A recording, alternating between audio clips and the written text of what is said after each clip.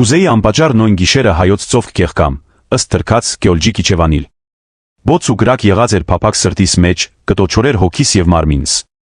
Այնպես կզգայի, եթե նույն օրը չհասնիմ, չտեսնեմ, չհամբուրեմ այդ ջուրն ու հողը, պիտի մեռնիմ գարոտակեզ աչքս բաց մնալով։ Արդեն հնար չէր ձինստել, կքալեմ, կվազեմ, կթրիմ եւ ահա բաղովմը, քայլմի եւս, եւ ահա ծովքն իր ցանկալի երեսը ցույց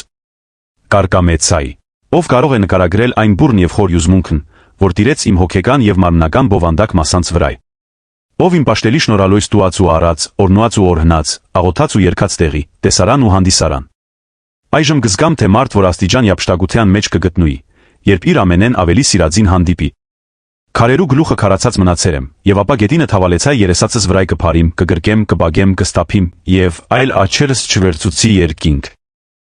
Երկինքեմ բարձր փառք մը գտածեի, աչքսի ծովն, միշտի ծովն, շեշտի ծովն, երկինքեմ բարձր փառք մը գտածեի,